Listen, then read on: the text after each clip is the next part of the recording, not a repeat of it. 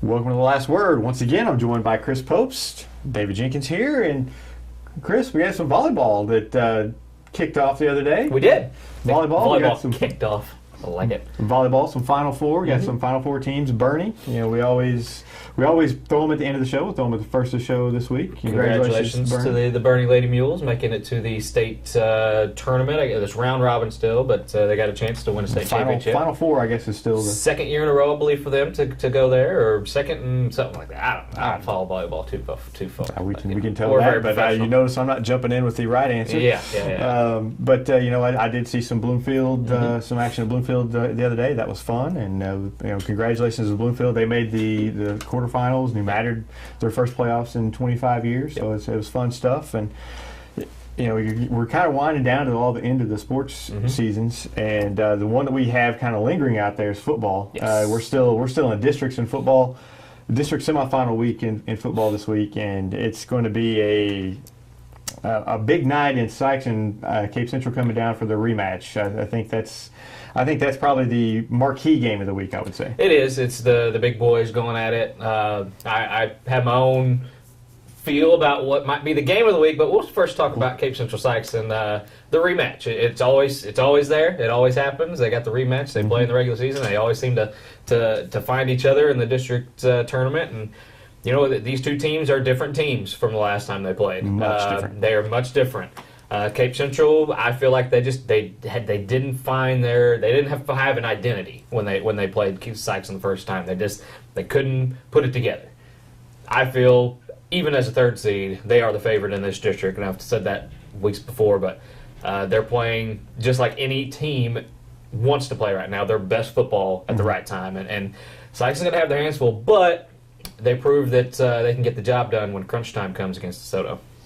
That should have never happened. It probably shouldn't have, but hey, they held on. I was for at the that win. game. You're up 28-0. You got to finish that game out, and there was, Sikeston's not playing great. No. DeSoto's not a bad team, but Sikeston should have won that game handily. They let some things happen there in the second half. They still cannot defend the pass. Yeah. Just cannot defend it. And it just so happens that Cape Central has the best receiver in Southeast Missouri, and Al Young. I'm sorry, if you're Cape Central, he only got 2 touches on offense last time, and then maybe 3 touches. He threw a touchdown pass against Sikeston. Against Sikeston, I think he was around maybe 5 or 6 touches. Something touches, not very overall touches. Right. And I think he had a kickoff return. Yeah. So but as far as just in their offense, I think he had like 2-3 touches, not many. Yeah.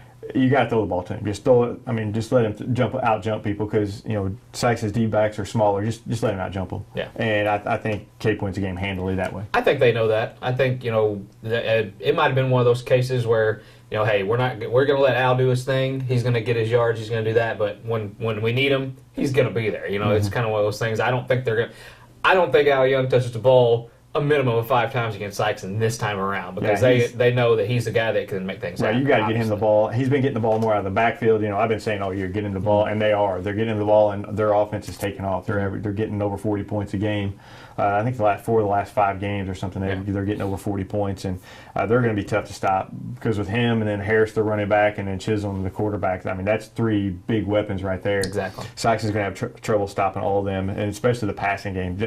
Sikeston just has not been able to stop the passing game, and I don't see that changing for this game.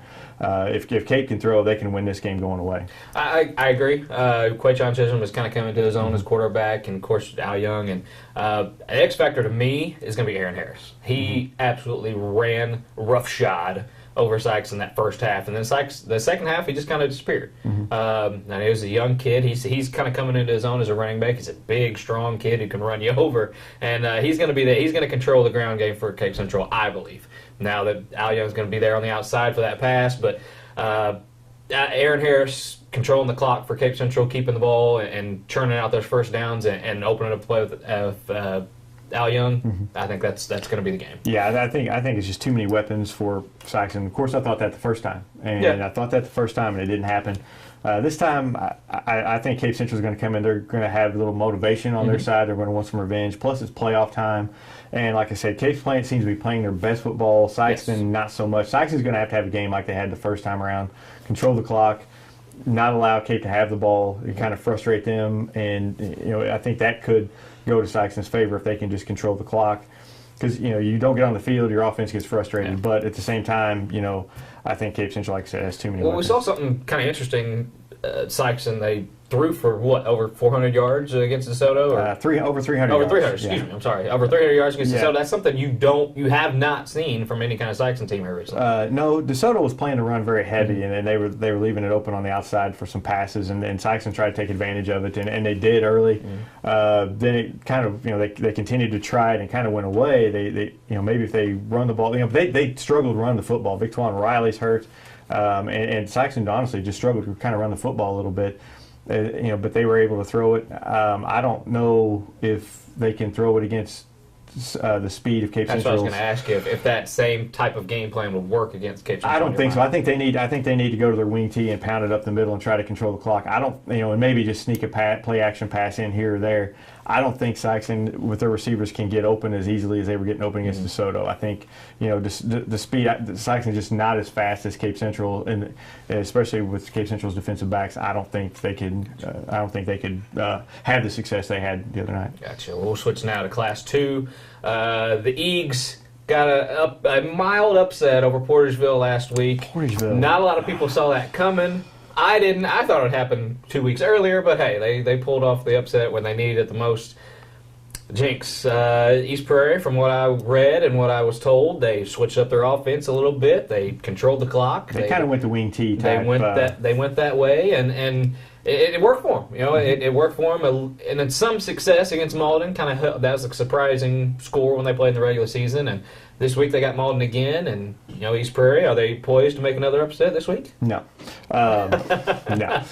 Malden kind of, Malden, they admittedly, the first half against East Prairie, I think they took them lightly with Brett Ellis out. I think, being the playoffs, being that happened before already against East Prairie, I think Malden comes out ready to play. I don't think Malden just completely obliterates East Prairie. I think East Prairie hangs in there for a while, but I think Malden's got too much. I think they have too much talent.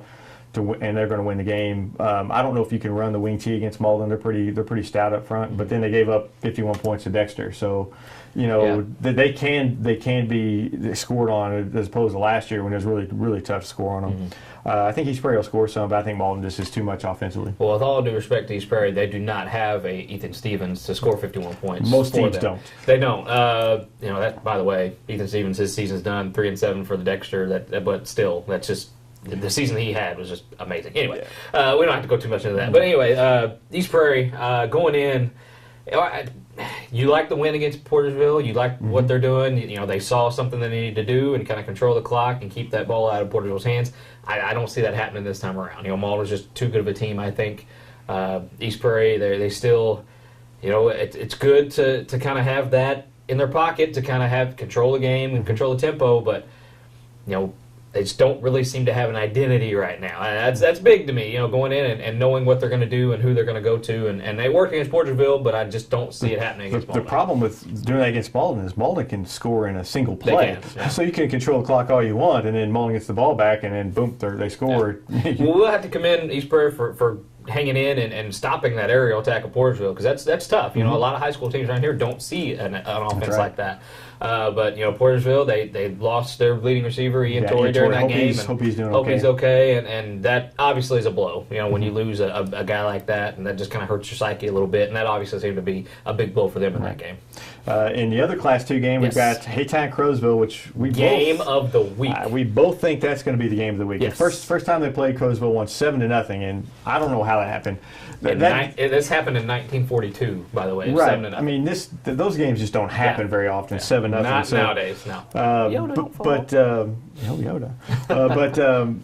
I think Hayti, we know, has a very good defense. Caruthersville's defense is better than what I think they get credit for. They are. But I think this is going to be just a knockdown, drag-out fight down there in Caruthersville. It is, and I'm torn. I think Caruthersville is the favorite going into this one, just obviously because they won before and they've held Hayti scoreless. Hayti is, I don't know, they're not the consistent team that you'd like them to be still. I'm still hanging on to that fact that they turn the ball over a little bit too much. They're not consistently scoring points like you think they would. Peyton Faulkner for Caruthersville is a machine. He's a guy that can lead a team. He's a senior quarterback. He's a guy that's been in these kind of games before. Having said that, I feel like Hayti is going to win this game. That's just my feel. They've kind of been gearing up for a game like this, and this is time to prove what kind of team they are. And I think they pull out the win this week. That could very easily happen. I'm looking at turnovers. You mentioned turnovers.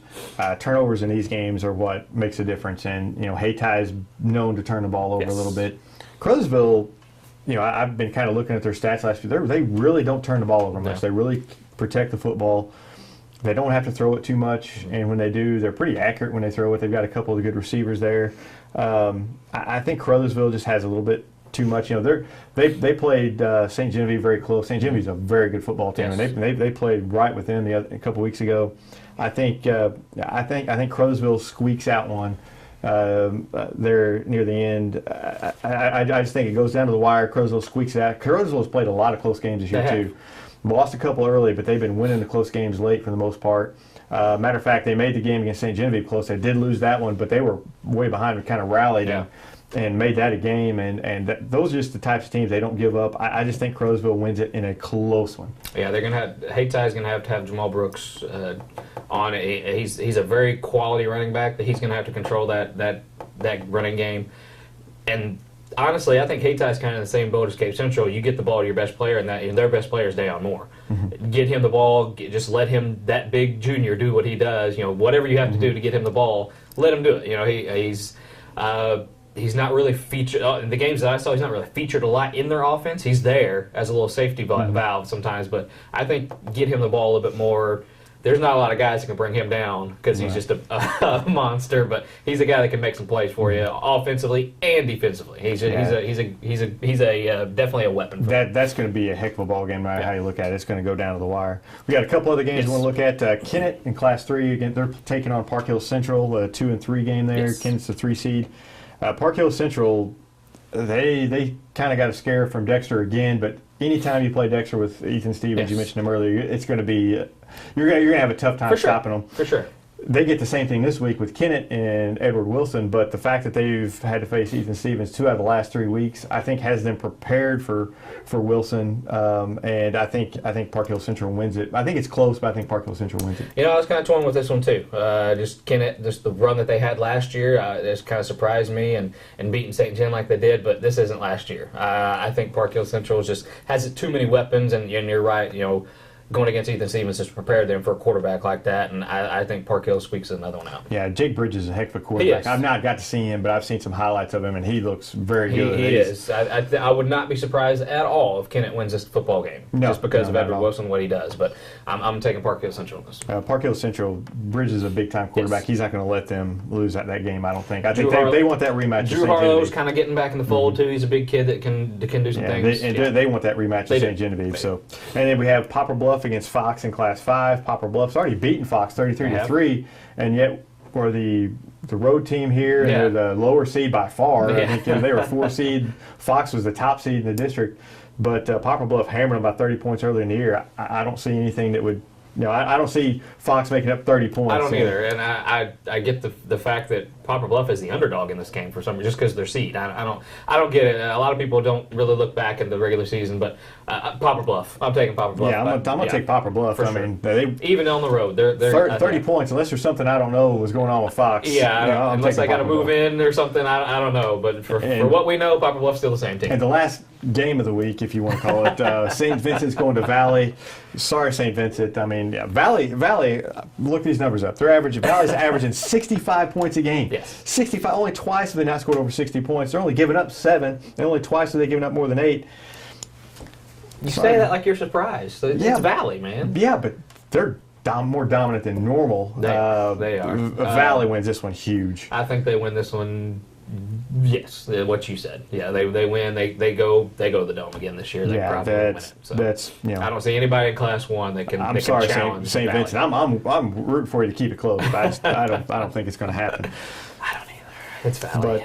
But hey, we've got district semifinals next week. We're going to be talking about district championship games, and that's we're getting down to the nitty gritty. Just a few teams are left, so we'll see you guys out on Friday night. It's supposed to be nice weather, so hopefully the rain stays away till Saturday. We get some great weather Friday night, and we'll see you guys at the stadium, and then we'll talk to you again next Wednesday on The Last Word.